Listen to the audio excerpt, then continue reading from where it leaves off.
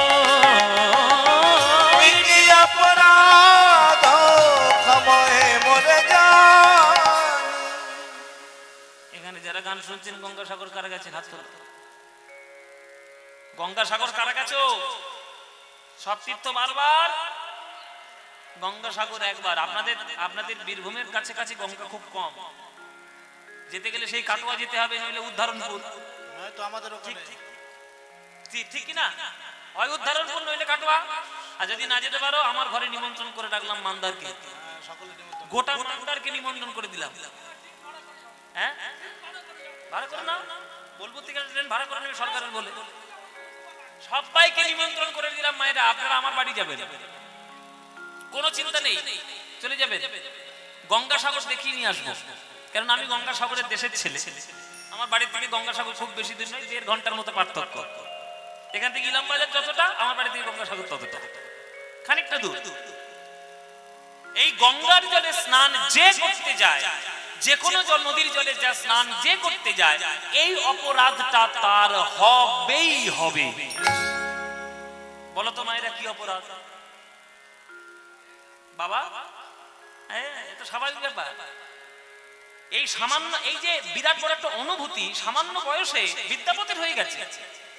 গানের মধ্যে লিখছে, মা তোমার জন্য স্নান করতে এলাম, তোমার সঙ্গে ভালোবাসা তৈরি হলো, কিন্তু মা গো অপরাধ হয়ে গেল। কি অপরাধ ক্ষমা মোরে জানি, অপরাধ ক্ষমা মোরে জানি, লাগল পায়ে মায়ে তু পানি, লাগল পায়ে মায়ে তু পানি। গঙ্গার জলে স্নান করতে গেলেই পায়ে তো গঙ্গা জল লাগবেই বাবা। পায়ে গঙ্গা জল লাগবে না? আপনি কি পাটা মাথার উপর করে নিয়ে কি স্নান করবেন নাকি? তাহলে গঙ্গার জলে পা লাগবে। তাহলে মায়ের গায়ে পা দিয়েছেন, এটা আপনার ভালো কাজ না মন্দ কাজ? অপরাধ করেছেন, হ্যাঁ কি না? অপরাধ হলো। তাহলে মায়ের গায়ে পা দেওয়া কি ঠিক? গঙ্গা যদি ভারতবর্ষের মা হয়, তাহলে তার গায়ে পা দিচ্ছি, কত বড় অপরাধ। কিন্তু এই অপরাধ থেকে একটা মুক্তির উপায়ও আছে। আইন যেমন আছে, আইনের ভাগও তেমনি আছে। তাহলে ভাগটা কি, নিয়মটা কি? আমি যদি আপনাদের বলে দিই, আপনারা কি পালন করবেন? হ্যাঁ কি না? একটা মন্ত্র আছে, গঙ্গার জলে স্নান করার আগে, পাটা দেওয়ার আগে সেই মন্ত্রটা বলে প্রণাম করতে হয়। হ্যাঁ, আগে গঙ্গার জলটা নিয়ে মাথায় দিবেন আর প্রণাম করবেন এই মন্ত্রটা বলে। মন্ত্রটা জানেন কি? জানেন না? শিখিয়ে দেবো, শিখে নেবেন তো? সবাই হাত জোড় করুন, তাহলে সবাই হাত জোড় করে বসুন। তালি দিতে বলিনি, হাত জোড় করতে বলেছি। হাত জোড় করে বসুন, আর আমি যেমন যেমন বলছি আমার সঙ্গে বলতে থাকুন। বলবেন, জোরে জোরে বলবেন। বলুন, ওম। যা, সব ফুস হয়ে গেছে। রাত 11:30 বাজে। কি গো মায়েরা, কি হলো? জোরে জোরে বলতে হবে তো। বলো, ওম নমঃ সদ্য পাতক সংহন্ত্রী সদ্য দুঃখ বিনাশিনী সুখদা মোক্ষদা গঙ্গা গঙ্গৈব পরমাগতিম। মনে থাকবে তো? কেমন মুখস্থ করেছো বলো, আমি শোনাও দেখি। বলে বাবা মন্ত্র বলতে বলেছে, তুমি 1 কিলোমিটার লম্বা মন্ত্র বলছো, এর মনে থাকবে?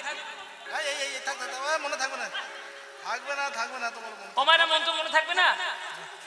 সেরেছে কি হবে? ছোট ছোট। তাহলে একটা শর্ট মন্ত্র আছে, সেটা বলবো। শর্ট মন্ত্রটা বলি, কিচ্ছু করতে হবে না। জলটা হাতে নেবেন আর মাথায় যখন দেবেন তখন বললেন নমো গঙ্গে নমো গঙ্গে নমো গঙ্গে। এইটা বলতে পারবেন তো? বলে হবে, এইটা বলতে পারবো। আমার কথা হলো, আপনি বড় মন্ত্র বলুন আর ছোট মন্ত্র বলুন, স্নানটা করার আগে তার জলটা মাথায় দিয়ে আগে শ্রদ্ধাটা জানান। শ্রদ্ধাবান লভতে জ্ঞানম। শ্রদ্ধাবান যে হবে সেই জ্ঞান লাভ করবে। বিদ্যাপতি বলছে, মা লাগল পায়ে মায়ে তুয়া পানি, লাগল পায়ে মায়ে তুয়া পানি।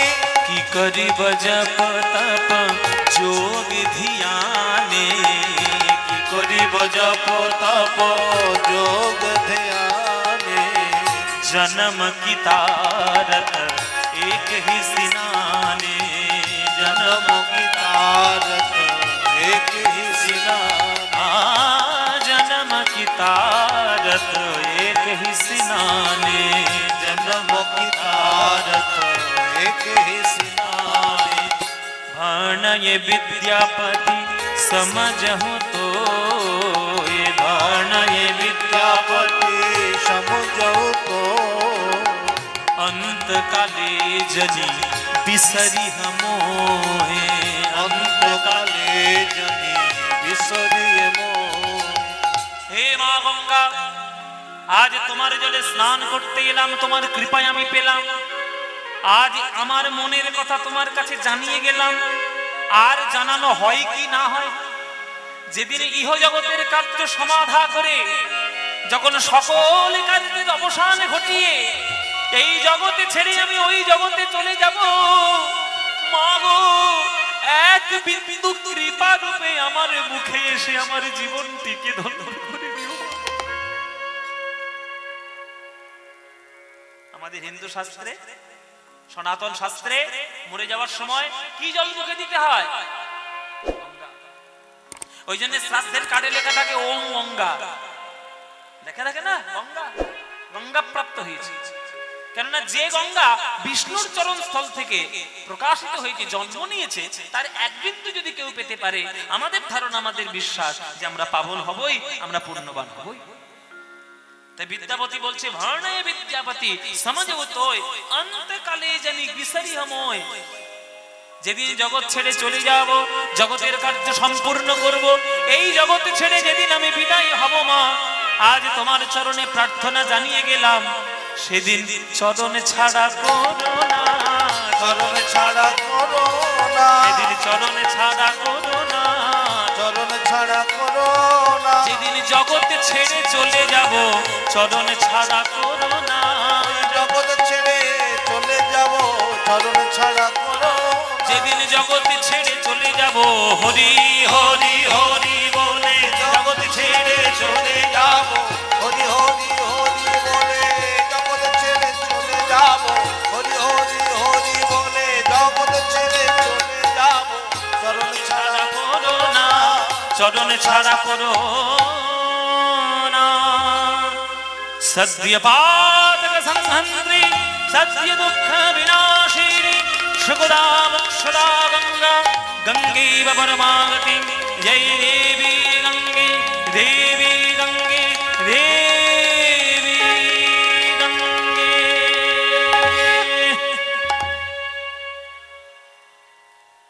বিদ্যাপতি কে? দৈববাণী কি করছে? কার কণ্ঠস্বর? আমি তোর মা গঙ্গা। মা, তুমি তুমি আমার ভক্তিতে প্রসন্ন হয়েছো মা, তুমি দৈববাণী করছো আমার কথায়, আমার গানে। হব না বাবা, এত শিশু বয়সে যে গান তুই আমার তীরে বসে আমার প্রতি উদ্দেশ্য করে লিখলি, আজ পর্যন্ত এই ভক্তি আমাকে কেউ প্রদান করেনি বাবা।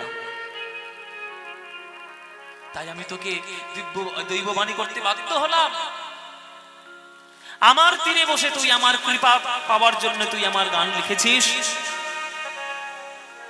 কিন্তু তুই এই কথাটা কেন বললি যে তোর পা আমার গায়ে লেগে আমি তোর অপরাধ নেব? অবধ শিশু বাপকেও নাতি মারে, তাতে কি বাপের জাত যায় রে? রামকৃষ্ণ ঠাকুরের কথা বাবা, নটি বিনোদিনী যাত্রা শুনেছেন তো? সব যাত্রার ডায়লগ। অবধ শিশু বাপকেও নাতি মারে, তাতে কি বাপের জাত যায় রে? আহা, কি অপূর্ব করে বলেছে।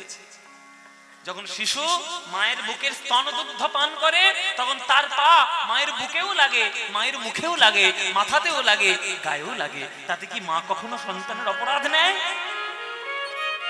বাবা, ওরে বিদ্যাপতি, তোর মতো সন্তান ভূভারতে জন্ম নিয়েছে, তুই যে আমার সন্তান, তুই আমার বুকে এসেছিস, অপরাধ নেব কেন বাবা? অপরাধ নেব না, বরং যা চাইবি তাই দেব। বল তোর কি চাই? মা, আমার বাবা মাই বলে পাঠিয়েছে যে আমার জীবনের একটাই উদ্দেশ্য দেবাদিদেব মহাদেবের কৃপা লাভ করা। সেটাই যদি আমি পেতে পারি আমার জীবন ধন্য। তখন গঙ্গা মা বলছে তোর কোনো চিন্তা নেই, আমি হলাম এমন এক নদী যার জলে তুলসী পত্র কৃষ্ণায় নমঃ বলে সমর্পণ করলে সেই তুলসী পত্র আমি গোবিন্দের চরণে প্রদান করি।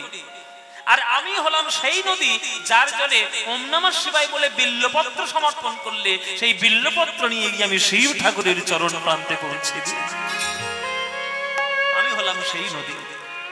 দে বাবা, তোর যা প্রাণের ভক্তি আছে আমার জলে অর্পণ করে দে, সমর্পণ কর। ওই দেখ ওইখানে বেল গাছ, যা বেল পাতা পেড়ে নে, আমি তোকে চন্দন দিচ্ছি। চন্দন নিল, বেল পাতা নিল। ও মায়েরা, বেল পাতার কটা পাপড়ি? 3টে পাপড়ি। একটা পাপড়ির মধ্যে লিখলো ওম, আর একটা পাপড়ির মধ্যে লিখলো নমঃ, আর একটা পাপড়ির মধ্যে লিখলো শিবায়। নে বাবা, প্রাণ ভরা ভক্তি দিয়ে নয়নের জল দিয়ে আমার জলে অর্পণ কর বাবা। গঙ্গার জলে বিদ্যাপতি সেই বিল্লপত্র ওম নমঃ শিবায় লিখে সমর্পণ করছেন। ওম নমঃ শিবায়, ওম নমঃ শিবায়, ওম নমঃ শিবায়, ওম নমঃ শিবায়, ওম নমঃ শিবায়, ওম নমঃ শিবায়, ওম নমঃ শিবায়, ওম নমঃ শিবায়। প্রভু মীশম নীশম শেষ গুণম গুণহীন মহিষ ধনাভরণম রণনির্জিত দুর্জয় দৈত্যপুরম প্রণমামি শিবম শিবকল্পতরুম। প্রভু মীশম মীশম শেষ গুণম গুণহীন মহিষ ধনাভরণম রণনির্জিত দুর্জয় দৈত্যপুরম প্রণমামি শিবম শিবকল্পতরুম। ওম নমঃ শিবায়, ওম নমঃ শিবায়, ওম নমঃ শিবায়, ওম নমঃ শিবায়। ওম গিরিরাজ ভূমিধরম বিধিবিষ্ণু শিরোর্জিতপাদযুগম। ওম নমঃ শিবকল্পতরুম। ওম নমঃ শিবায়, ওম নমঃ শিবায়, ওম নমঃ শিবায়, ওম নমঃ শিবায়। বিদ্যাপতি প্রভু, প্রভু দৈববাণী কেন করছো? দৈববাণী কেন করছো? তুমি সাক্ষাৎ আমায় দেখা দিচ্ছ না কেন? তোমার কৃপা লাভ করা আমার জীবনের উদ্দেশ্য। তুমি কই প্রভু? আসবো আসবো। তোর মতো ভক্ত যে বংশে জন্মগ্রহণ করে আর যে বংশের কুলদেবতা আমি, তোকে না দেখা দিয়ে কি আমার শান্তি হবে রে? আজ দৈববাণী রূপে তোকে আমি আশীর্বাদ করে গেলাম। এত শিশু বয়সে এত ভক্তি দিয়ে তুই আমাকে পুজো করলি। তোর দেওয়া বিল্লপত্র ওম নমঃ শিবায় আমার চরণে পৌঁছে দিয়েছে গঙ্গা। বল তোর কি চাই? যা চাইবি তাই পাবি। না প্রভু, আমার তো কিছু চাওয়ার নেই। তোমার কাছে কিছু চাইবো বলে আমি তোমার কাছে আমি আসিনি। আমার বাবা মাই বলে পাঠিয়েছে যে আপনার কৃপা লাভ করাটাই আমার জীবনের মূল উদ্দেশ্য। ব্যাস, আপনার দৈববাণী পেয়ে গেছি, আপনার আশীর্বাদ পেয়ে গেছি, ব্যাস। আর জীবনে কি চাই? কিচ্ছু দরকার নেই, আমার কিচ্ছু চাই না। তবে হ্যাঁ, আস্তে বাবা, কিরকম মোচড় দিতে হয় ভক্ত জানে। বিদ্যাপতি বলছে তবে হ্যাঁ, আপনাকে দেখা পাওয়ার পরেও, মানে আপনার দেখার কৃপা এটা পাওয়ার পরেও যদি আপনি মনে করেন যে জগতে শ্রেষ্ঠ কিছু আছে, আমি সেই শ্রেষ্ঠ বস্তুটাই আপনার চরণ থেকে চাওয়ার চেষ্টা করছি, সেটাই আপনি আমায় দিন। শিব ঠাকুর বলছে বাবা, মাথাটা কচি হলে কি হবে, কি বুদ্ধিটা বুড়ো একেবারে। বাবা বুদ্ধি কিন্তু খুব বুড়ো। একটা বাংলায় প্রবাদ বাক্য আছে যে বুদ্ধি নেবে কার, তিন মাথা যার।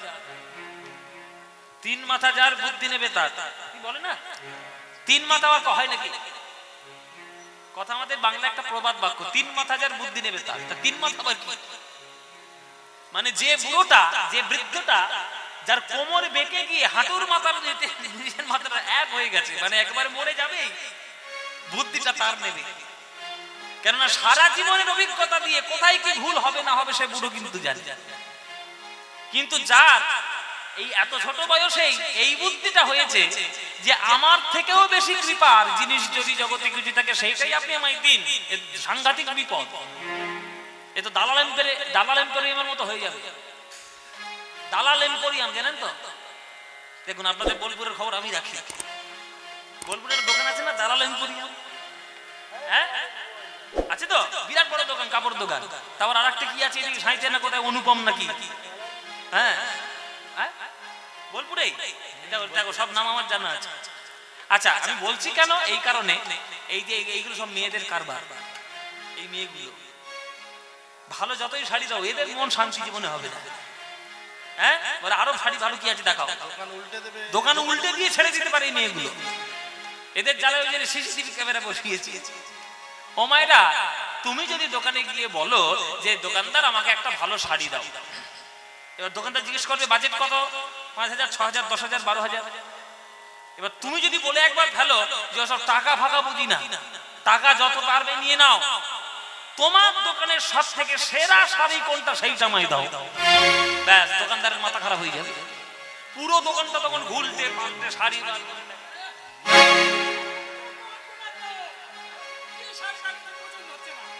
এত শাড়ি দেখালাম তো পছন্দ হচ্ছে না, সারা দোকান উল্টে দিলেও হবে না। এই বুদ্ধিটা করেছে বিদ্যাপতি। বিদ্যাপতি বলছে আপনার কৃপা পাওয়া জীবনের লক্ষ্য ছিল, পেয়ে গেছি, আর আমার কিছু দরকার নেই। আপনি যদি মনে করেন আপনার থেকেও দেখা পাওয়ার কিছু আছে বা কৃপা পাওয়ার কিছু আছে, সেইটা আমায় দিন। শিব ঠাকুর বলছে তা আচ্ছা বিপদে পড়লো কেন, এই কথা বলতে গেছি তা কি জানি বাবা।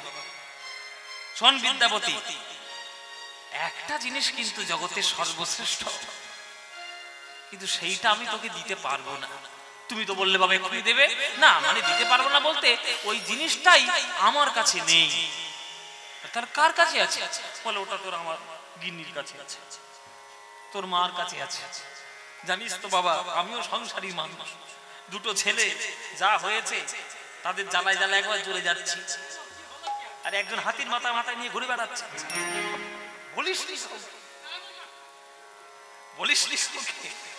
একজন হাতির মাথা নিয়ে ঘুরে বেড়াচ্ছে, হ্যাঁ, আর দিন না শুধু লাড্ডু গিলছে, আর আরেকজন শুধু ময়ূর নিয়ে ফরফর করে ঘুরে বেড়াচ্ছে।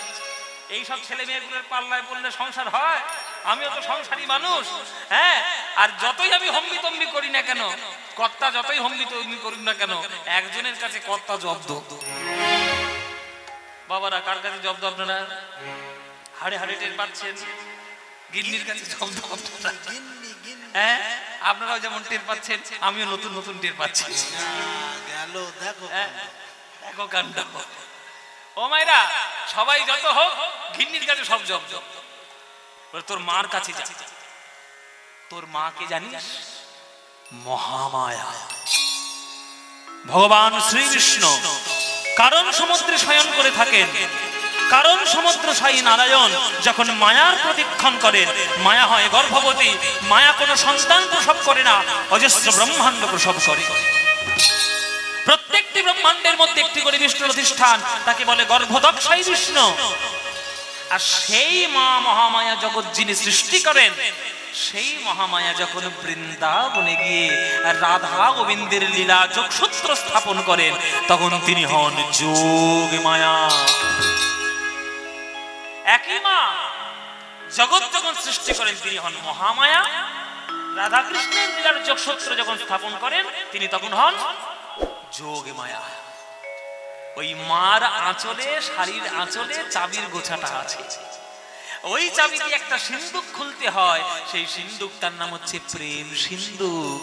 বৃন্দাবনের ব্রজ প্রেম, রাধা গোবিন্দের অপ্রাকৃত ব্রজ প্রেম যে একবার হৃদয় করে লাভ করতে পারবে সেই জগতের শ্রেষ্ঠ জিনিস লাভ করবে। তাই মায়ের কাছে যা, মায়ের সাধনা কর, ব্রজ প্রেম লাভ কর। বিদ্যাপতি বসে গেল এবার মায়ের সাধনা করতে।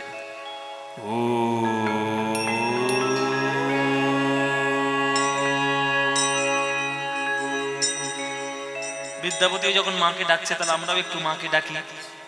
কি ডাকবো কি বাবা? একটু চণ্ডীর শ্লোক, একটু মাতৃ আরাধনা হোক। সবাই একটু করজোরে বসবেন, মায়েরা, মায়েরা বাবারা সবাই। আর মায়েরা যখন শ্লোকগুলো বলবো তখন একটু উলুধ্বনি দিয়ে জোরে জোরে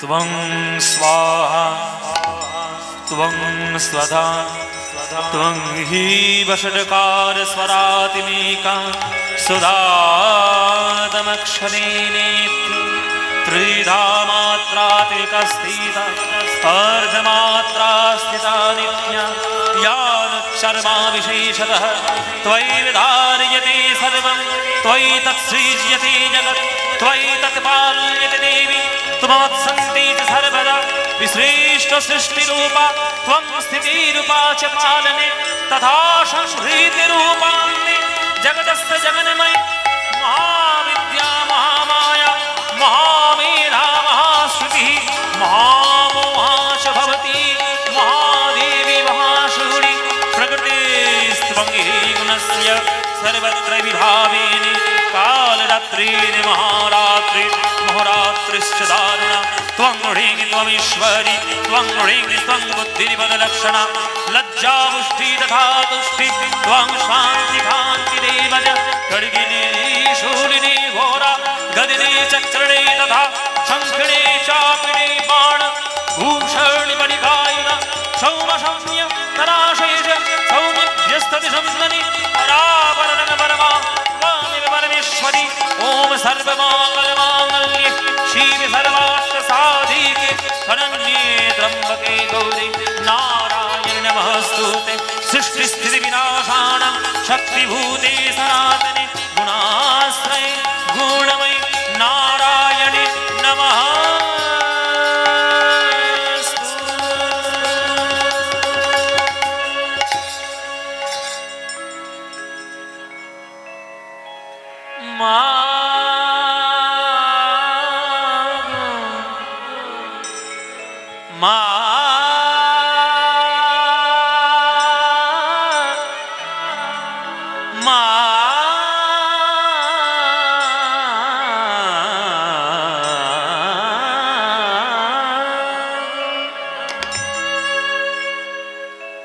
বিদ্যাপতির নিজের লেখা দুর্গার গান শুনুন।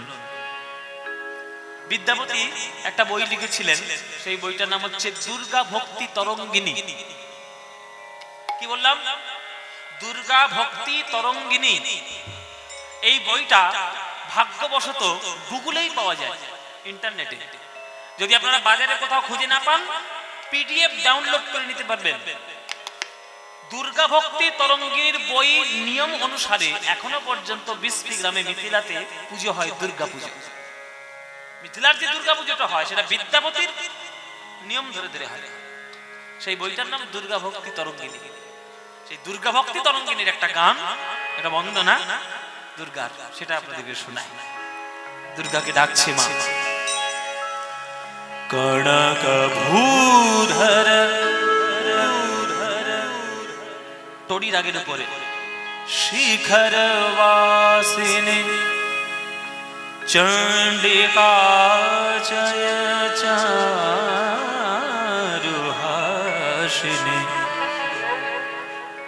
दशन कोटि विकास बंकिम तुलित चंद्रकले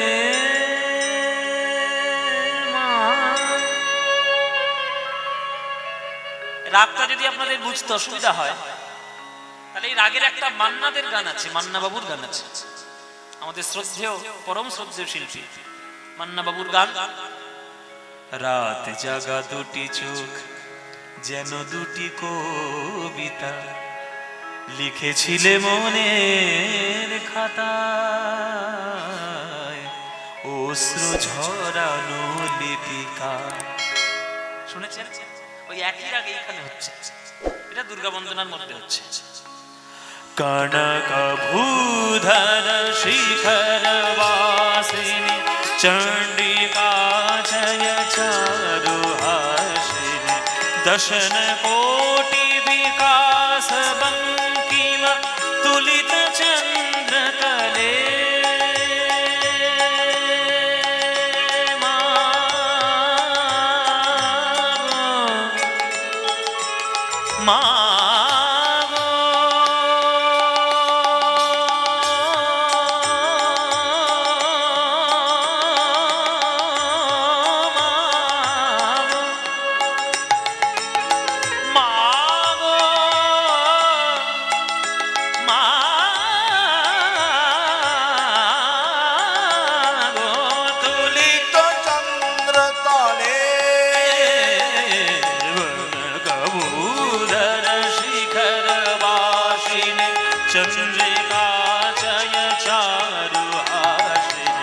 दशन कोटि विकास बंकिम तुलित चंद्रकले क्रुद्ध सुर रिपु बल निपातिनी महिष शुंभ निशुंभ घातिनी क्रुद्ध सुर रिपु बल निपातिनी महिष शुंभ निशुंभ घातिनी भीत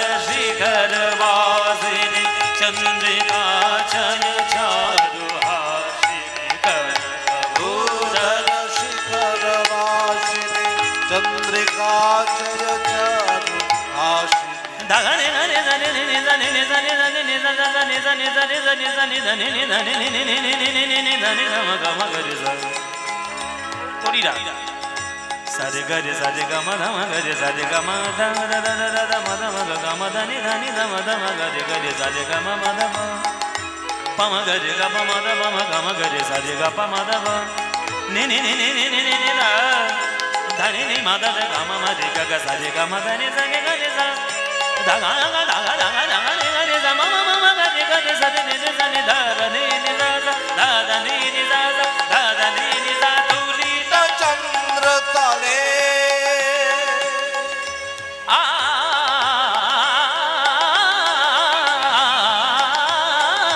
तुलित चंद्रतले सकल पाप कला परिच्युति सुख विद्यापति कृत स्तुति सकल पाप कला परिच्युति सुख विद्यापति कृत स्तुति तोषित शिव सिंह भूपति कामना फल दे गनक भूधर शिखर वासिनी चंद्रिका जय चारुहासिनी कनक भूधर शिखर वासिनी चंद्रिका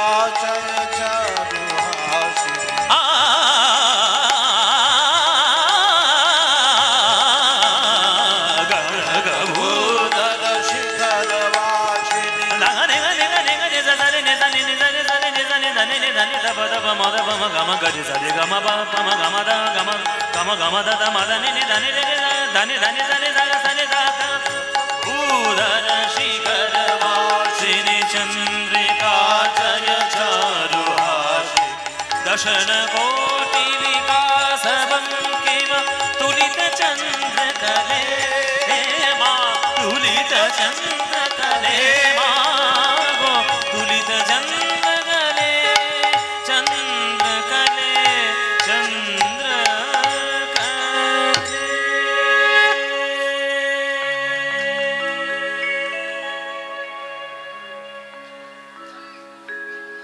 দুর্গা বন্দনা বিদ্যাপতি মা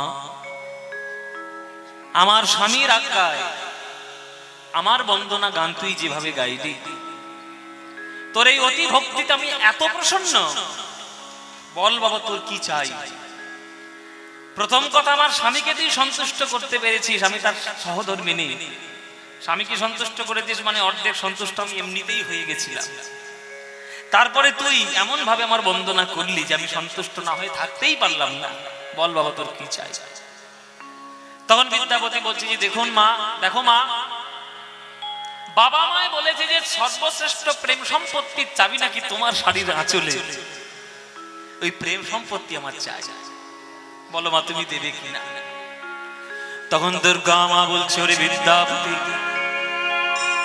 আমি তোকে আশীর্বাদ করলাম আজ থেকে তোর কলম থেকে যেটাই প্রকাশিত হবে সেটাই জগতে অমর হয়ে যাবে আমার করুণায় তুই সকল সম্পত্তির অধিকারী হবি কিন্তু মনে তোর থাকবে গোপী প্রেম আর যখন তোর মনে হবে সেই গোপী প্রেম তুই হৃদয় দিয়ে অনুভব করে রাধা গোবিন্দের প্রেম সম্পত্তি লাভ করতে পারবি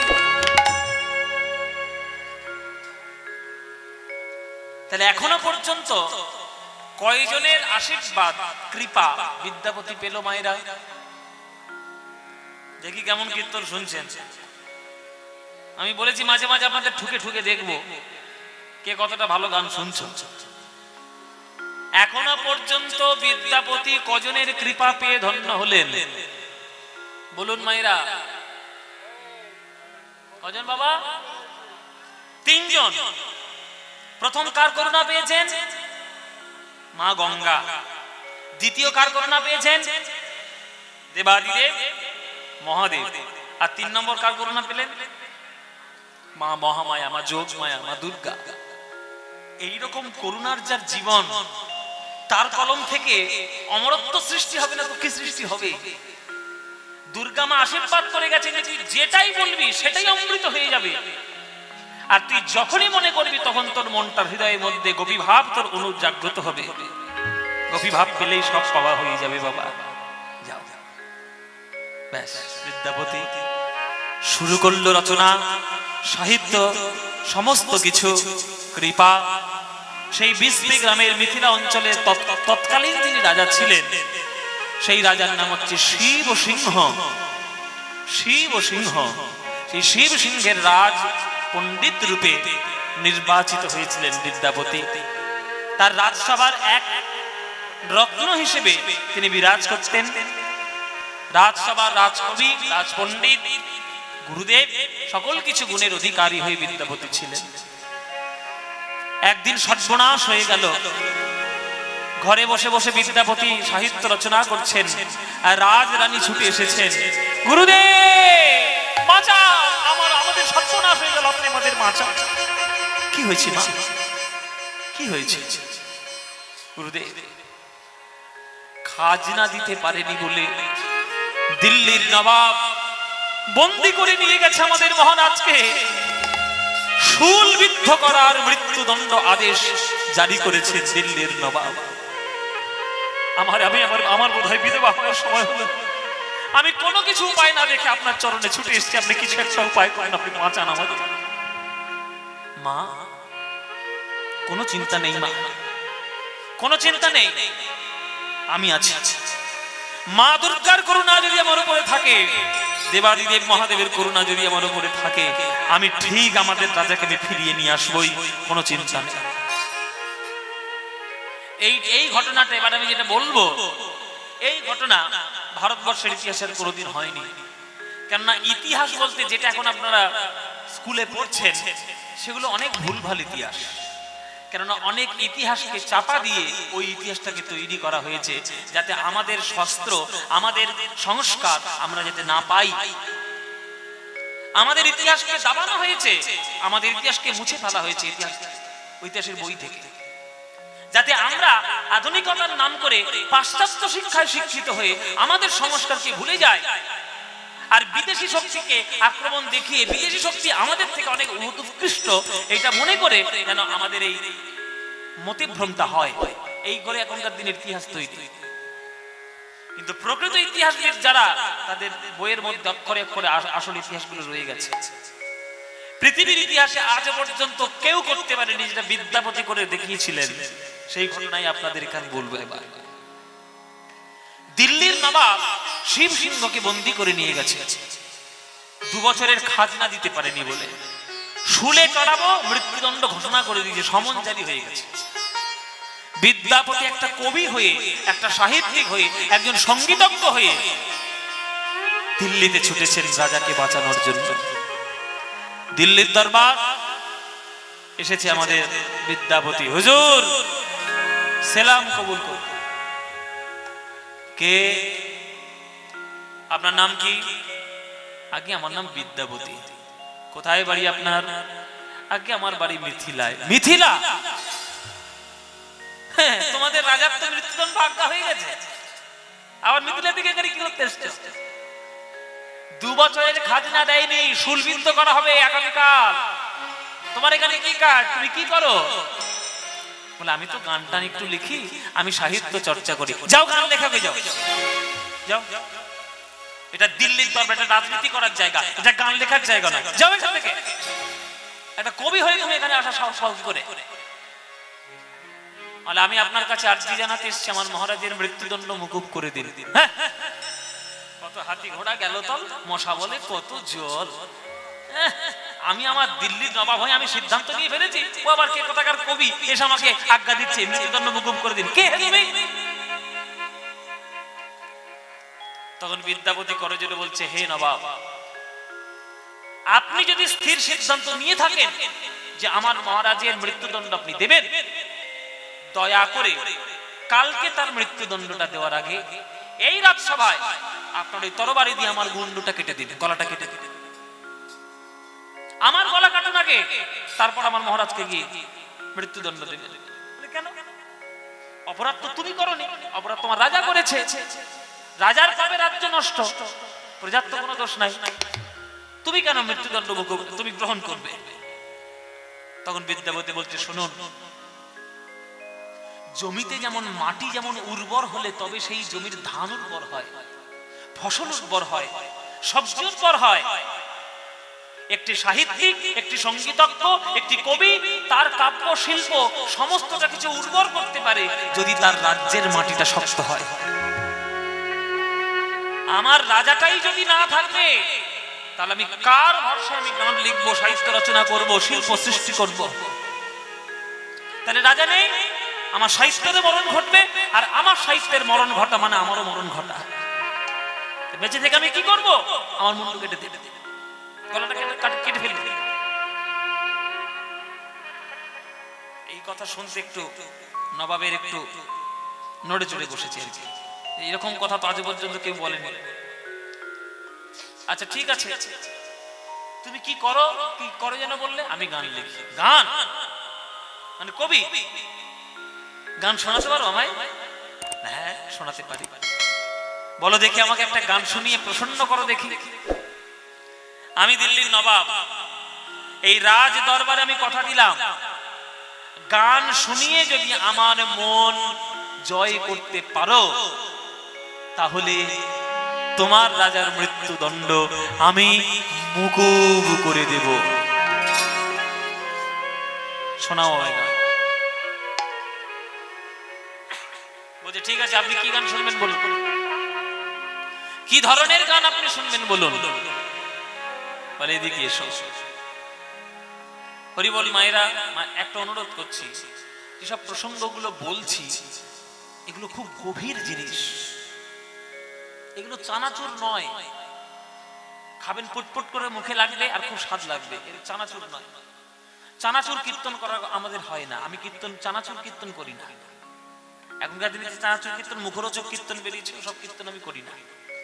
গুরুর কাছে গিয়েছি, রীতিমতো গান শিখেছি, এখনো শিখে চলেছি। যতটুকু শোনাবো ভালো জিনিস, স্বাস্থ্যকর খাবার, খুব মন দিয়ে শুনুন। গন্ডগোল করলে আপনাদের নিজস্ব ক্ষতি।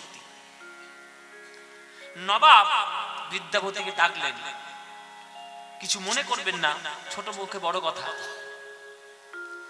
জানালা দিয়ে দেখাচ্ছে দিল্লি কোন নদীর তীরে, আপনারা সবাই জানেন বাবা, দিল্লি কোন নদীর তীরে? দিল্লি যমুনার তীরে। ওই যমুনাতে একটা রমণী সকাল বেলায় স্নান করছে। আর নবাবের একটা স্বভাব ছিল, ওই জানলা দিয়ে এই মেয়েদের স্নানগুলো দেখত। শিক্ষার অভাব হলে যা হয় আর কি, মানসিকতার শিক্ষা তো সবাই পায় না, মনুষ্যত্বের শিক্ষা সবার হয় না। ওই জানলা দিয়ে দেখত। বিদ্যাপতিকে ডেকেছে, জানলা দিয়ে দেখাচ্ছে যে ওই রমণী যে স্নান করছে যমুনার জলে, ওই রমণীর রূপ বর্ণনা করে আমার মনটা প্রসন্ন করো দেখি। দেখি তোমার কাব্যের কত বড় ক্ষমতা, দেখি তোমার কাব্যের কত বড় ক্ষমতা। মন প্রসন্ন করতে পারলে রাজ্যের রাজার মৃত্যুদণ্ড মুকুব। বলে বেশ, তাই হবে। সঙ্গে সঙ্গে বিদ্যাপতি যোগী মায়াকে স্মরণ করছে, মা গো, তুমি আমায় আশীর্বাদ করে বলেছিলে যখনই আমি মনে করব তখন গোপী ভাব জাগ্রত হবে। আজ বড় কঠিন পরীক্ষার সময় এসেছি মা। এই যমুনার তীরে নারীটি স্নান করছে, আমি কেন মনে করব সাধারণ রমণী স্নান করছে? দিল্লিটাও যেমন যমুনার তীরে, আমার শ্রীধাম বৃন্দাবনটাও হলো যমুনার তীরে। তাই আমি ভাববো ওটি সাধারণ রমণী নয়, ও যে আমার স্বয়ং রাধা রানী স্নান করছেন, আর আড়াল থেকে আমার শ্রী গোবিন্দ রাধা রানীর রূপ দর্শন করছে। সেই ভাব নিয়ে আজকে আমি গান লিখবো মা, আমার কণ্ঠ থেকে যেন সেই ভক্তি তুমি জাগ্রত করো। সখারে সখারে সখা কোন কামিনী,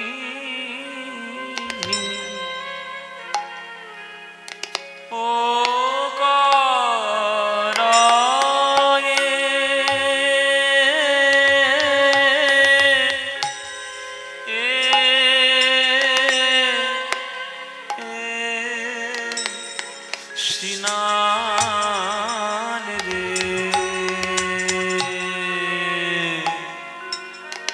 সখারে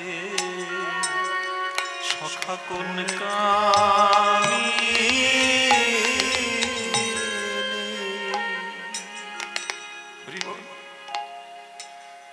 কত বড় ভাব নিয়ে গান লিখছে বিদ্যাপতি। তার আকণ্ঠ বপু জলে বইসে, আর তার বদন মাত্র জলে ভাসে।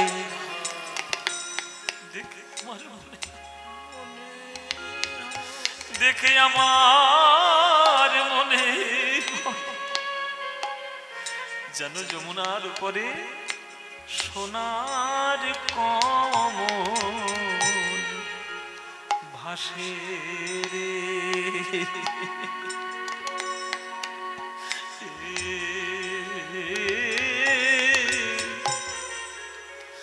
আমার প্রাণের সখারে সখা কোন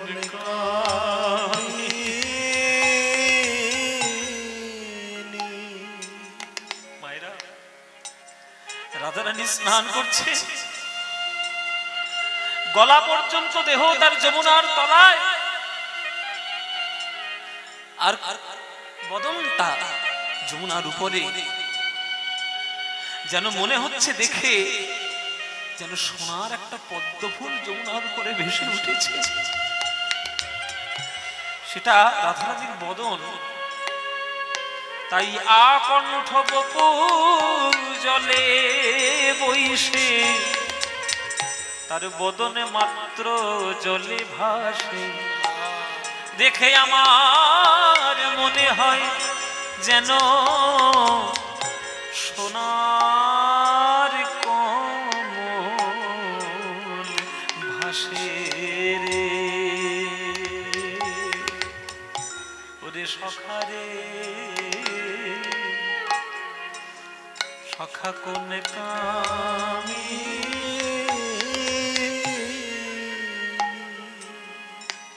ওগো হেরো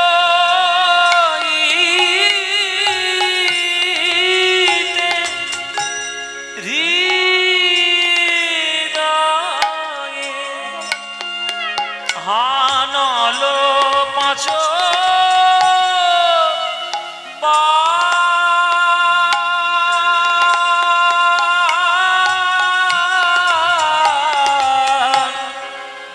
প্রাণের সখারে, প্রাণের সখা ধনির আমার চিকুরে, চিকুরে ধনির আমার চিকুরে গলয়ে জলধারা আর মুখ শশী রই কি ওগো রয়ে আধিয়ারা। এসব গান আপনাদের দেশে শোনাবো না তো কোথায় শোনাবো বাবা? বীরভূমে শোনাবো না তো কোথায় শোনাবো? আপনারা আর কিছু বুঝুন বা না বুঝুন, পদাবলী কীর্তনটা তো বোঝেন। আপনাদের দেশেই কীর্তনের প্রকাশ, আপনাদের দেশেই বড় গানের প্রকাশ। প্রাচীন কাল থেকে কীর্তন শুনছেন। এসব গান অন্য জায়গায় গাইতে গেলে তারা বলবে সময় কাটাচ্ছে, গানটা বন্ধ করুন। কে আনিল রে, কোথায় ছিল রে, মধুমাখা কৃষ্ণ নাম, ওই গানটা শোনা। কি বলবো বাবা, ওই জন্য গান কমিয়ে দিয়েছি, বেশি গান গাই না। উলু মনে মুক্ত ছড়িয়ে কোনো লাভ নেই। যারা আমার গানের মানে বুঝবে তারাই শুনতে এসো, যদি ভালো না লাগে দয়া করে বাড়ি যাও। কারণ এই মুখরোচক কীর্তন করতে গিয়ে কীর্তন সাহিত্যটাকে নষ্ট করে ওইভাবে কীর্তনকে সম্মান দেওয়া যায় না। সারেগামা পায় চ্যাম্পিয়ন অনেক কষ্ট করে হতে হয়েছে। কীর্তন গানটাকে নিয়ে নিতাই চাঁদের কৃপায় এত বড় জায়গায় যাওয়া। সবসময় আমার চেষ্টা থাকবে যে কীর্তনের আসল গানগুলো কোনটা সেগুলো মানুষকে শোনানো। ধনির চিকুরে, চিকুরে গলয়ে জলধারা। রাধারানী ডুব দিলেন, উঠলেন, রাধারানীর বদন প্রান্তে কেশর রাশিটা ঝুলে পড়ল। রাধারানীর বদনটা যদি চাঁদ হয়, রাধারানীর কালো কেশ বেনি অন্ধকার, আর এই কেশ বেনি থেকে বিন্দু বিন্দু জল ঝরে পড়ছে। দেখে কি মনে হচ্ছে জানো? রাধার বদন কমলটা দেখতে পারবে না বলে যেন আধার কাঁদছে।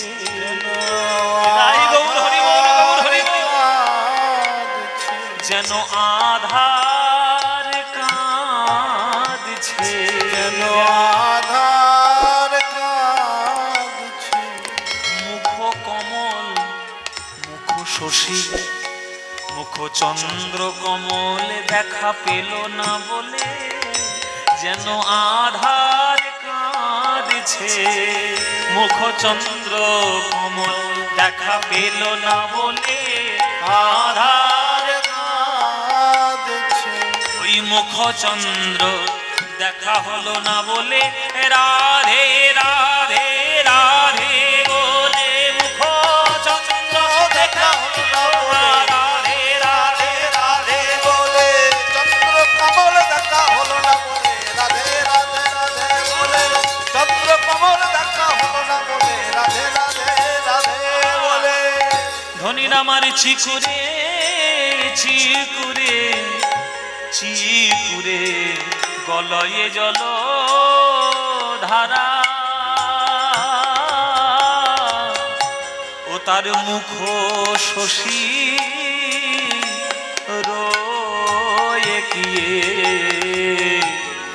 হয়ে আঁধিয়ারা।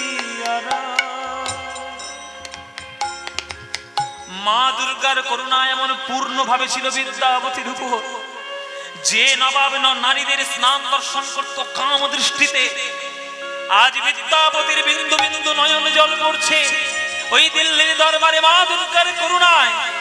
নবাব এসে বিদ্যাপতির চরণটা জড়িয়ে ধরেছে। কবি কি গান শোনালে, কি গান শোনালে তুমি? এমন গান আমি জীবনে শুনিনি। এতদিন পর্যন্ত নারীদের স্নান দেখতাম কাম দৃষ্টিতে, এমন গান আপনি শোনালেন আমার হৃদয়ের মধ্যে এবার প্রেমের ধারা বইছে। কাম আর প্রেম আকাশ পাতাল পার্থক্য বাবা। আত্মেন্দ্রিয় প্রীতি বাঞ্ছা তারে বলি কাম, কৃষ্ণেন্দ্রিয় প্রীতি ইচ্ছা ধরে প্রেম নাম। জাগতিক যা কিছু করবেন নিজ ইন্দ্রিয় চরিতার্থ করার জন্য সব কাম। কেবলমাত্র পরম পুরুষ প্রকৃতির সর্বঊর্ধ্বে আমার প্রকৃত পুরুষোত্তম ভগবান কৃষ্ণকে সুখী করার জন্য যা করবেন সবই প্রেম। আজ সেই প্রেমে বিদ্যাপতি জয় করে নিলেন দিল্লির দরবার। শুনুন বিদ্যাপতি, আপনার মতো কবি যে দেশে জন্ম নেয় সেই দেশের রাজার রাজ্যের প্রাণদণ্ড দিব আমার মতো নবাবের অকাত নেই, যোগ্যতা নেই। তাই আমি রাজ্যে ঘোষণা করলাম এই রাজ দরবারে 2 বছরের খাজনা তো দেয়নি, সেটা মুকুব করে দিলাম। আগামী আরো 3 বছর কোনো খাজনা মিথিলার থেকে নেওয়া হবে না, এটাও আমি আজকের ঘোষণা করে দিলাম। শিব সিংহ মুকুব হয়ে গেল। ইতিহাসে কখনো এমন কোন ঘটনা ঘটেনি যে একটা কবি গিয়ে রাজনীতি করে একজন রাজার প্রাণদণ্ড মুকুব করে নিয়ে চলে এসেছে, আজও পর্যন্ত হয়নি।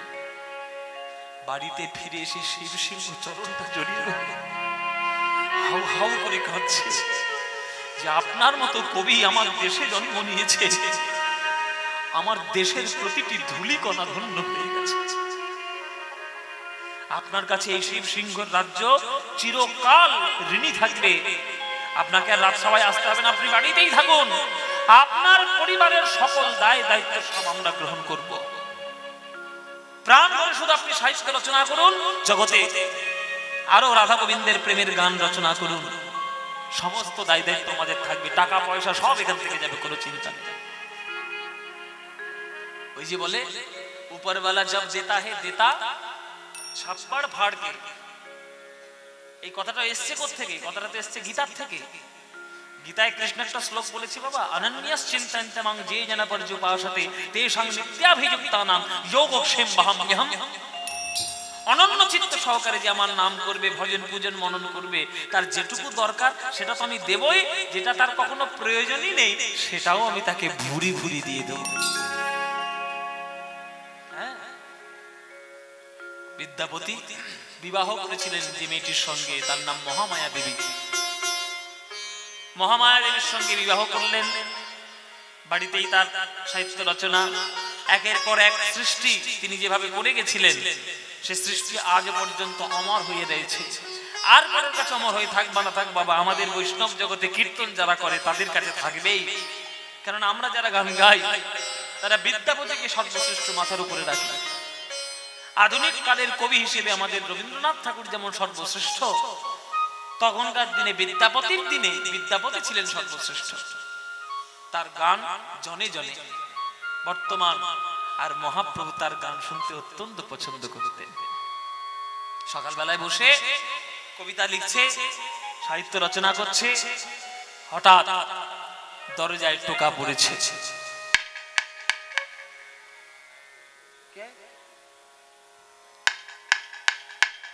কে? এ তো ভালো ঝামেলা সৃষ্টি হলো, কথা কয় না, কিছু কয় না, শুধু টক টক টক টক করে যায়। কে গো? ও স্বামী, দেখো না বাইরে কে আছে। ঠিক আছে, দরজা খুলে দেখছি। এই কে তুমি? এই কে? কদিন স্নান টান করেন ঠিক নেই, ইস গায়ে ধুলো ধুলো ভর্তি হয়ে। তোমার নাম কি? বাবা ঠাকুর।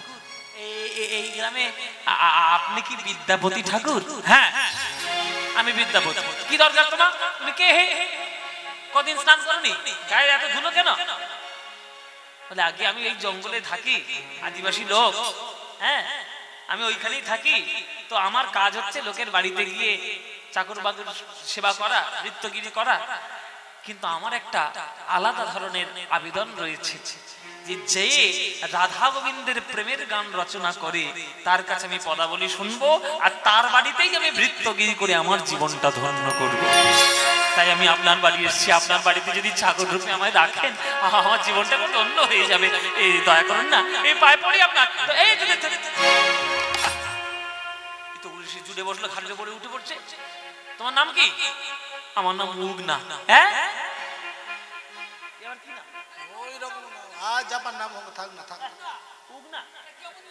উগনা নামটা যেন কেমন কেমন বাস।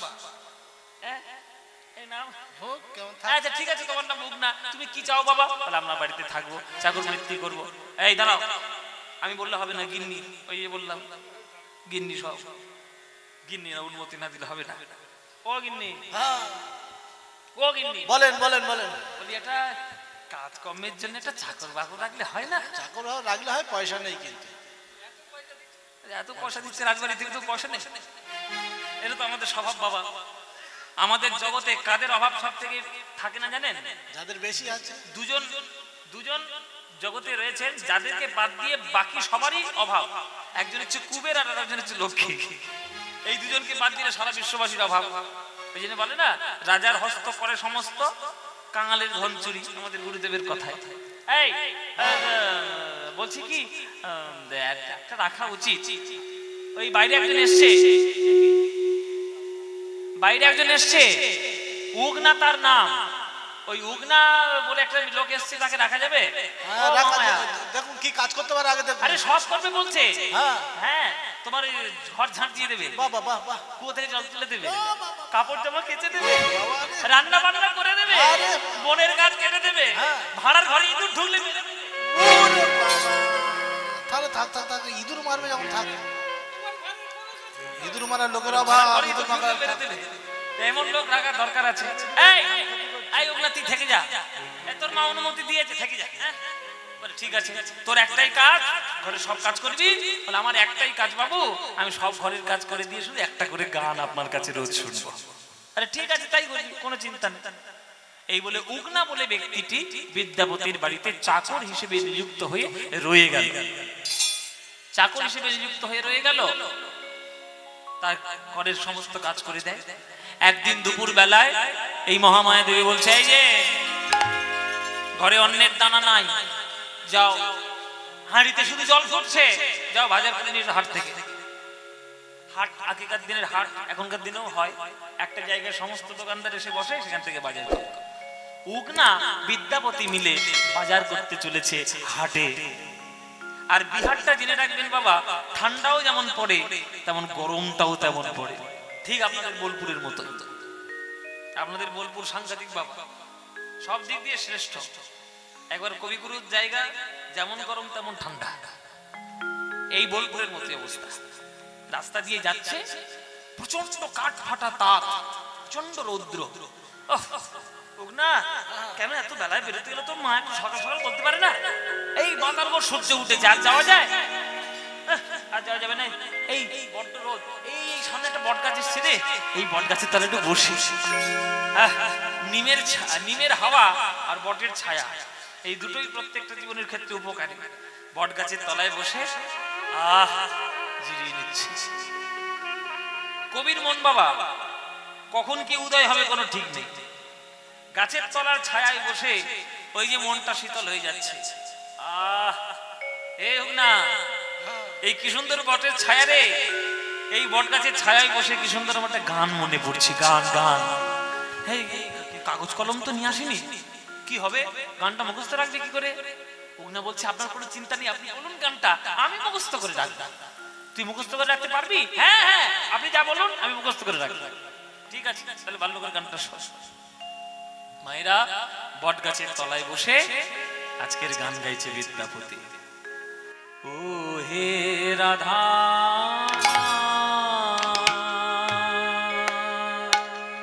ও মাধব হে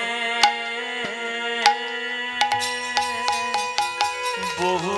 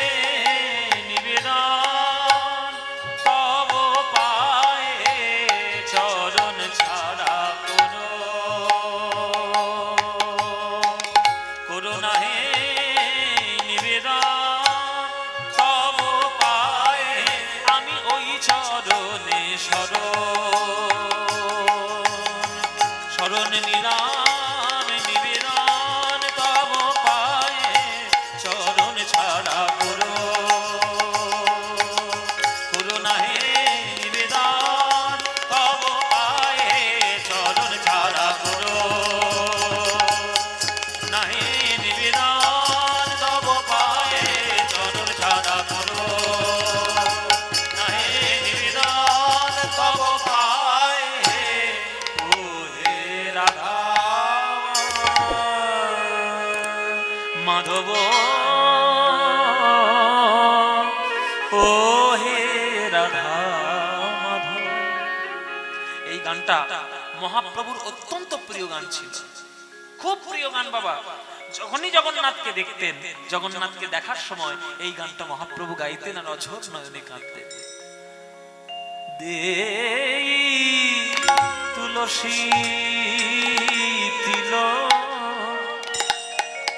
আমি দেহ মন সমন পলু ওগো দয়া জনি ছোড় বিময় হে মাধব ওগো আমায় আমায় দয়া ছেড়ো না হে ওগো আমায় দয়া ছেড়ো না হে আমায় দয়া ছেড়ো না হে ওগো আমি চির অপরাধী বলে আমি ওই চরণে শরণ নিলাম। আমি চির অপরাধী বলে আমি ওই চরণে শরণ নিলাম। চির অপরাধী বলে আমার চরণ ছাড়া করো না হে চির অপরাধী ওই বলে জন্মের মতো শরণ নিলাম হরি হরি হরি বলে জন্মের মতো শরণ নিলাম হরি হরি হরি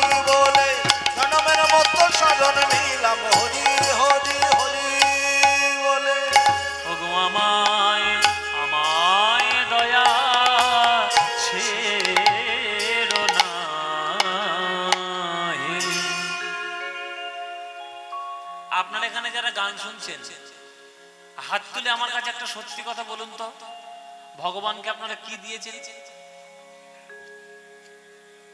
ভগবানকে কি দিয়েছেন? এই যে ঘুমা খুঁটিতে খুঁটি পেয়ে খুব ঘুম দিচ্ছে, গায়ে জল ছড়াতো বলো এক্ষুনি। বলো তোমরা ভগবানকে কি দিয়েছো বলো? বাতাসা নকুল দানা। বাতাসা নকুল দানা। বলে বাতাসার নকুল দানা, এটাই তো সবাই দেয়। হ্যাঁ, ভক্তিহীন প্রণাম। শুধু গিয়ে মন্দিরে মাথা ঠুকেছে, মাথা ঠুকে ঠুকে মাথা ফাটিয়ে ফেলেছে। পাটা মাথা ফাটিয়ে ফেলে কি চেয়েছে জানো? ঠাকুর গাড়ি দাও, বাড়ি দাও, জমি দাও, জায়গা দাও, ছেলে দাও, মেয়ে দাও, চাকরি দাও, ব্যবসা দাও। দুতলা ঘর আছে যেন 5 তলা হয়ে যায়, 1 লাখ টাকা আছে যেন 10 কোটি হয়ে যায়। শুধু চাওয়া চাওয়া চাওয়া, শুধু চাওয়া।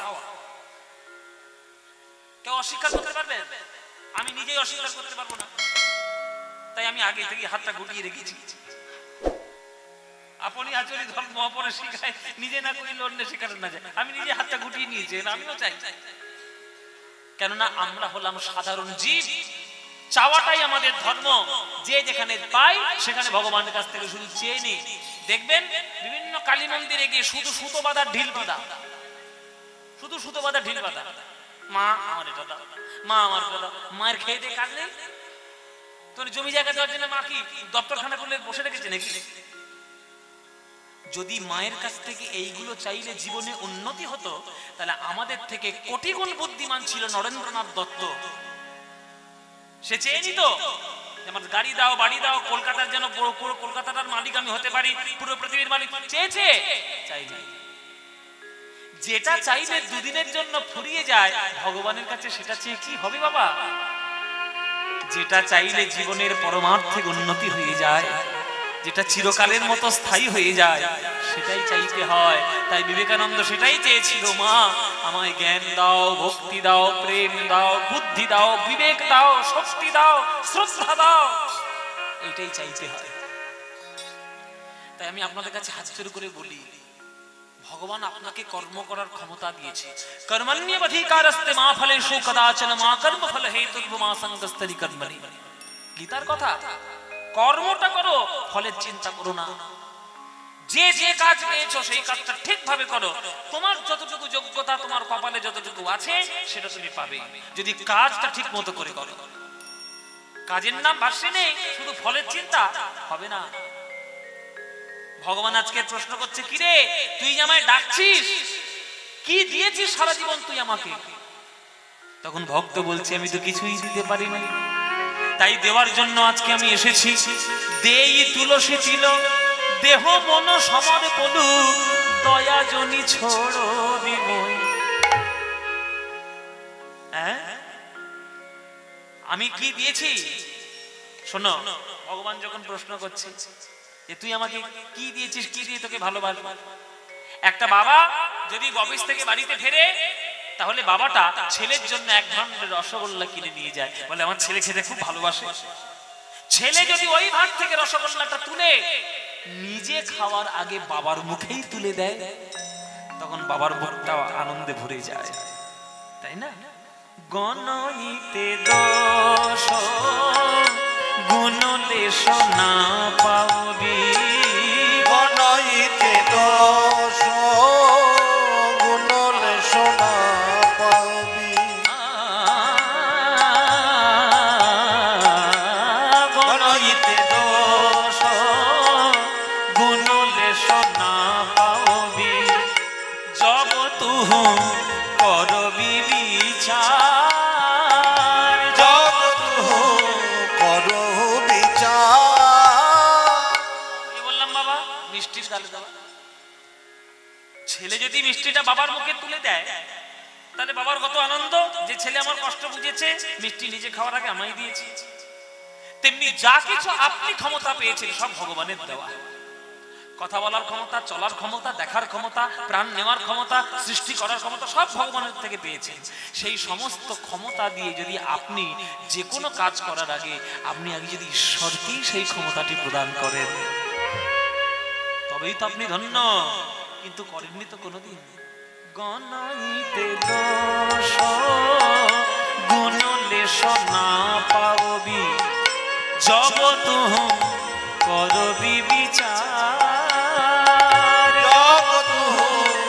করো বিচার।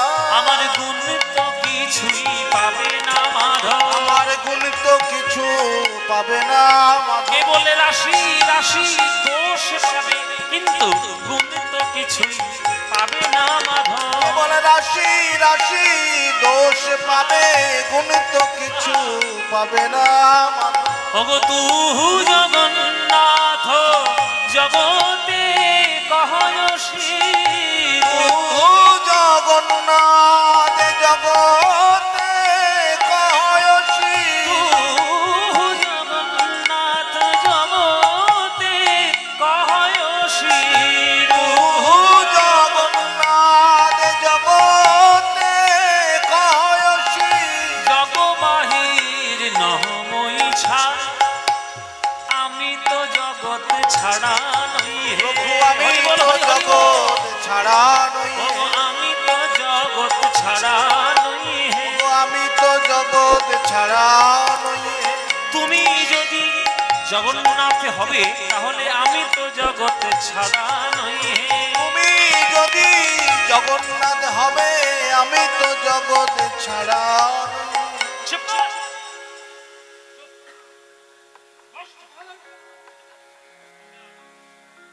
ভগবানের সঙ্গে তর্ক করবে এত বড় ক্ষমতা? ভগবানের সঙ্গে তুই তর্ক করছিস আমার সঙ্গে? সমস্ত ক্ষমতা দিয়ে তুই অপব্যবহার করেছিস। মানুষকে আমি স্বাধীন দিয়েছি, মানুষকে স্বাধীনতা দিয়েছি, মানুষের দেহের মতো অন্য কোনো জীব দেহ পায়নি, কিন্তু মানুষ তার দেহটা পেয়ে যতটা অপব্যবহার করেছে, অন্য কোনো জীব কিন্তু অতটা অপব্যবহার করে। ভালো করে ভেবে দেখবেন বাবা, কথাগুলো একটু গা জ্বালা ধরানো কথা, গায়ে জ্বালা ধরানো কথা। মানুষ নিজের শরীরটা পেয়ে স্বাধীন হয়ে যতটা অপব্যবহার করে, অন্য কোন জীব কিন্তু অপব্যবহার করে না। পশু তার পশুত্বকে নষ্ট করেনি কখনো, জল তার তরলতাকে নষ্ট করেনি কখনো, পাথর তার কঠিনতাকে নষ্ট করেনি কখনো, কিন্তু মানুষ তার মনুষ্যত্বকে দিন দিন রোজ রোজ নষ্ট করছে। পুণ্যের সিকি মাত্র নেই, আর তুই এত বড় বড় তর্ক করছিস আমার সঙ্গে। এই তর্ক করার অপরাধে আমি যদি আগামী জন্মে তোকে আর মানুষ করে জন্ম না দিই, তর্ক করবে কি করে?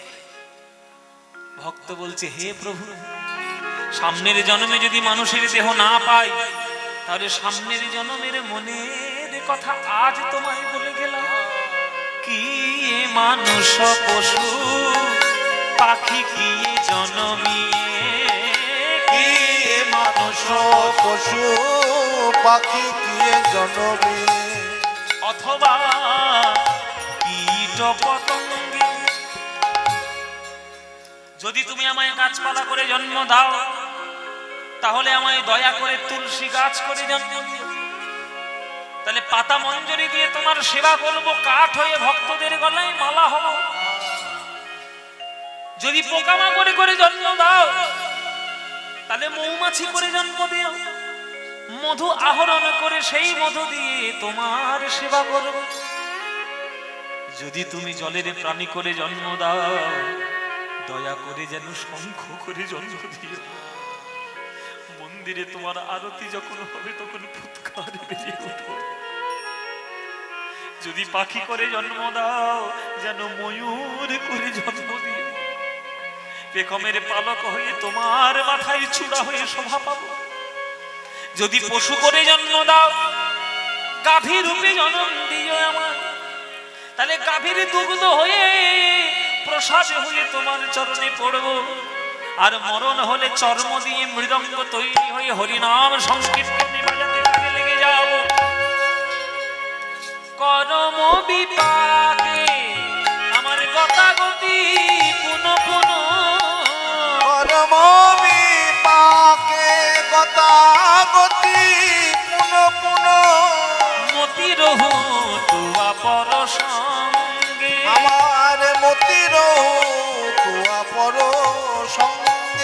হে গোবিন্দ, আমি পশু হই, গাছ হই, মাছ হই, শাঁখ হই, পতঙ্গ হই, পশু হই, পাখি হই, যা হই, আমি যেরূপেই জন্ম নিই না কেন, যেন তোমার পদে মতি থাকে, প্রভু তোমার পদে মতি থাকে, যেন তোমার পদে মতি থাকে, তোমার পদে মতি থাকে। আমি যে রূপেই জন্ম নিই না কেন, যেন হরি হরি বলতে পারি, যে রূপেই জন্ম নিই না কেন হরি সেবা করতে পারি, যে রূপেই জন্ম নিই না কেন হরি সেবা করতে পারি, যে রূপেই জন্ম নিই না কেন মতির তুয়া পর সঙ্গে, মতির তুয়া পর সঙ্গে। ভণয়ে বিদ্যাপতি অতিশয় কাতর, ভণয়ে বিদ্যাপতি বিষয় কাতর, করইতে ভব সিন্ধু, রহিতেই ভব সিন্ধু। তুবা পদ পল্লব করু অবলম্বন, তুবা আপন পল্লব করু অবলম্বন, তিলয়াধ দেহ দিন বন্ধু, তিলয়াধ দেহ দিন বন্ধু। আমায় দান করো হে দান, করো হে এক বিন্দু কৃপা দান করো হে, এক বিন্দু কৃপা দান করো। না না ফুরাবে না হে, ফুরাবে না এক বিন্দু দানে সিন্ধু ফুরাবে না হে, এক বিন্দু দানে সিন্ধু ফুরাবে না। ও এক বিন্দু দানে সিন্ধু হে কৃষ্ণ করুণা সিন্ধু, এক বিন্দু দানে সিন্ধু হে কৃষ্ণ করুণা সিন্ধু, এক বিন্দু দানে সিন্ধু হে কৃষ্ণ করুণা সিন্ধু, এক বিন্দু দানে সিন্ধু হে কৃষ্ণ করুণা, এক বিন্দু দানে সিন্ধু ফুরাবে না হে, ফুরাবে না। তিলয়াধ দেহ দিন বন্ধু, তিলয়াধ দেহ দিন বন্ধু, দিন বন্ধু, দিন বন্ধু, তিলয়াধ দেহ দিন বন্ধু, দিন বন্ধু দিন বন্ধু, দিন আদো দেহ দিন বন্ধু। দিন বন্ধু, দিন বন্ধু।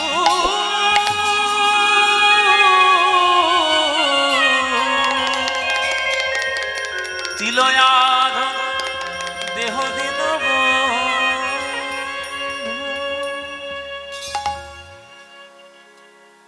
ওই বট গাছের তলায় বসে এই গান গাইছে। উগনা, এই উগনা, উগনা, এই উগনা, কে কে কে কে মাইরাগলি, কে কিরে, তোর কি মাথা টাথা খারাপ হয়ে গেল নাকি? কোথায় সমাধিস্থ হয়ে গেছিলিস? গান শুনে উগনা সমাধিস্থ হয়ে গেছে।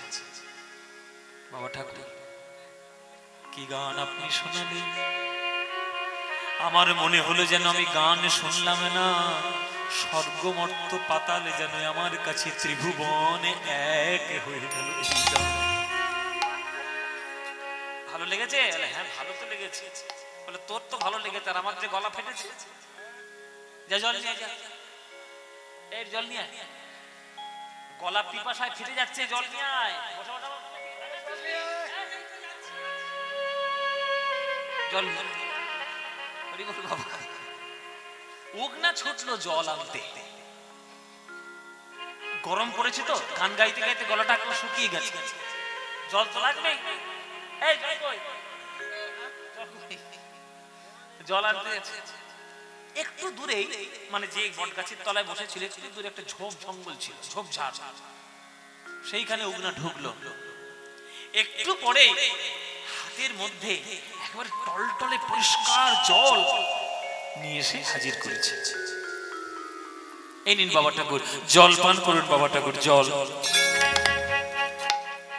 এই জল কোত্থেকে পেলি, কোত্থেকে আনলি এই জল? জলের আধার না জেনে আমি জল পান করবো? আমি এই অঞ্চলের মানুষ উগনা, কোথায় ডোবা, কোথায় পুকুর, নদী, খাল, বিল সব আমার জানা। তুই ঝোপটার মধ্যে ঢুকলে ঝোপের মধ্যে কোথায় তুই জল পেয়েছিস? এইরকম তো ঝোপের মধ্যে আমাদের আশেপাশে কোথাও জল টল পাওয়া যায় না, তুই পেলি কোথায়? কোথাকার জল কিভাবে তুই আনলি? পরিষ্কার উত্তর না দিলে আমি জল পান করব না। তখন ওই উগনা বলছে, বাবা ঠাকুর তুমি সন্দেহ প্রকাশ করো না, এই জল যা তা জল নয়, তুমি আমার মালিক, তুমি আমার প্রভু, আর আমি তোমার দাস। আমি দাস হয়ে কি প্রভুর কোনো ক্ষতি করতে পারি? এ কোনো সাধারণ জল নয়, তুমি নির্দ্বিধায় পান করো। না, পান করবো না। কোথাকার জল না জল আমি না জেনে আমি পান করবো? তুই কোন জাতের লোক, তুই কোন জাতের ছেলে তাকে আমি জানি? কিছু মনে করবেন না বাবা, আগেকার দিনে জাতপাতের বিচার ভীষণ ভাবে ছিল। বল তুই জল কোথা থেকে এনেছিস? যতবার বলছে পান করুন, কিছুতেই পান করবে না। যতবার বলছে পান করুন, কিছুতেই করবে না বিদ্যাপতি জেদি। তখন ওগনা বলছে, বাবা ঠাকুর তুমি তাহলে আমায় বলতে বাধ্য করছো। ভালো করে শুনে নাও বাবা ঠাকুর, এই জল আমি যেখান সেখান থেকে আনি নাই। এই যে শুদ্ধ গঙ্গা জল নির্দ্বিধায় পান করতে পারো, এই জলে আমি মাথা হতে এনেছি। মাথা হতে এনেছি, এই জলে আমি মাথা হতে এনেছি। জল মাথা হতে এনেছি, এই যে শুদ্ধ গঙ্গা জল মাথা হতে এনেছি। এই যে শুদ্ধ গঙ্গা জল মাথা হতে এনেছি। ওগো এই যে শুদ্ধ গঙ্গা জল তুমি নির্দ্বিধায় পান করো। এই যে শুদ্ধ গঙ্গা জল হরি বল পান করো, এই যে শুদ্ধ গঙ্গা জল নির্দ্বিধায় পান করো। এই যে শুদ্ধ গঙ্গা জল নির্দ্বিধায় পান করো। এই যে শুদ্ধ গঙ্গা নির্দ্বিধায় পান করো। আমি মাথা হতে এনেছি। কে মাথা হতে নিয়ে এসছো? মাথা হতে গঙ্গা জল? এ তো বিশ্ব ব্রহ্মাণ্ডে একমাত্র একজনেরই আছে, সে আমার দেবতা, দেবাদিদেব, আমার দেবতা, আমার প্রাণের ঠাকুর, আমার দেবাদিদেব মহাদেব। তাহলে তুমি কে? কে মায়েরা? মাথা হতে গঙ্গা জল কে? বিদ্যাপতি।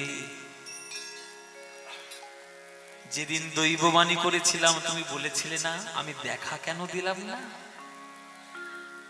আজকের দিনটার অপেক্ষায় আমি ছিলাম। এইবার দেখো আমার স্বরূপ, আমি কে।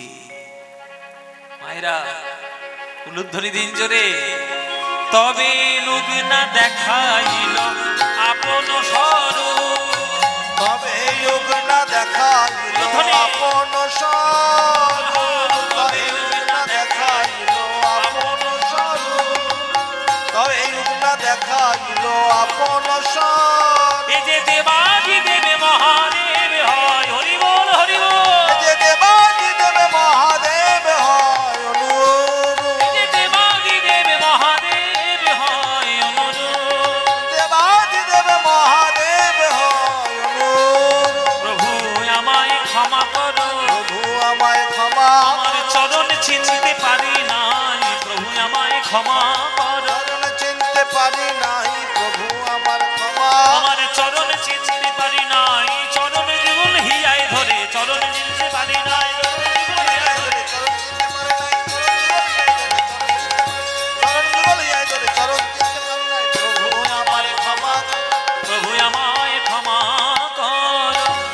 উগ্না যেই দেবাদিদেব মহাদেব রূপ ধারণ করেছে, এক হাতে ত্রিশূল ভয় বদ্রা দেই, অমনি বিদ্যাপতি পায়ে পড়ে গিয়েছিল। প্রভু গো, এ তুমি আমার কি করতে? প্রভু গো,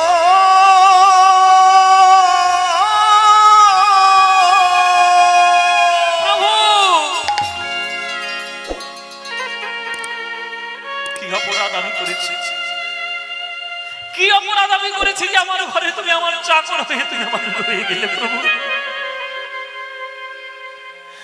না জেনে না বুঝি কত কটু কথা বলেছি, কত অত্যাচার করেছি, চাকরের মতো ব্যবহার করেছি। বিদ্যাপতি, ছেলের সংসার কি বাপের সংসার নয় রে? রোজ একটা করে গান লিখতে, সেই গান আমি কৈলাস থেকে শুনতাম। লোভ আমি সামলাতে পারিনি, আমি তোর বাড়িতে চাকর হয়ে এসেছি। তোর বাড়িতে আমি চাকর হয়ে এসেছি। ওরে বিদ্যাপতি, তাতে তোর কোনো পাপ নেই। তুই যেন আমার স্বরূপ কাউকে বলে দিস না। প্রভু, আমি কি করে সহ্য করবে এইবার? জানতাম না ঠিক ছিল, কিন্তু যখন একবার জেনে ফেলেছি আমার দেবাদিদেব মহাদেব তুমি, আমি কি করে আমি চাকর রূপে তোমায় রাখবো? রাখতেই হবে বাবা। তুই যদি না রাখিস আমি তো চলে যাব। কেননা স্বরূপ প্রকাশ করে তো এখানে থাকা যাবে না। বল, তুই তোর স্ত্রীর কাছে কিচ্ছু বলবি না? আমাকে কথা দে। চোখের জলে বিদ্যাপতি কথা দিল। বাড়িতে ফিরে এসেছে বাজারে না করে। এইসব ঘটনা ঘটলে আর বাজারের কথা চিন্তা থাকে? মহামায়া দেবী গিন্নি, সংসারী মানুষ। এই না, বাবুর সঙ্গে জমিদারি থেকে চিনিস বাজারে? চাল কই? সকাল থেকে হাঁড়িতে জল ঢুকছে। যা বাজারে যা, যা বাজার করে নিয়ে যা। গিন্নি মা তোকে আদেশ দিয়েছে যা বাজার করে। মহামায়া, এ কি ব্যবহার? কেমন ভাবে কথা বলছো? আরে চাকরের সঙ্গে চাকরের মতো কথা বলছো। আবার নতুন কি? যা যা, যদি না যা লাঠি তোর পিঠে ভাঙবো, যা। এই বলে ঘরের পাশে পড়েছিল বাঁশের লাঠি। সেই লাঠি নিয়ে যেই মারতে গেছে এই উগনার পিঠে, সঙ্গে সঙ্গে এসে বিদ্যাপতি মহামায়ার হাতটি ধরেছে। মহামায়া,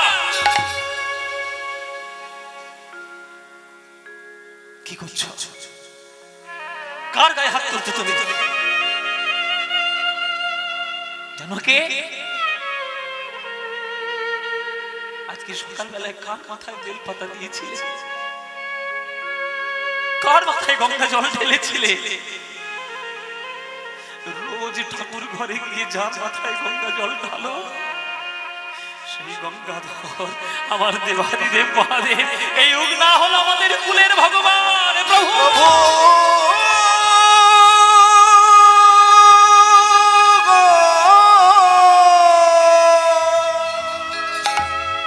স্বামী স্ত্রী আছাড়কে পড়ে গেলে উগনার চরণে,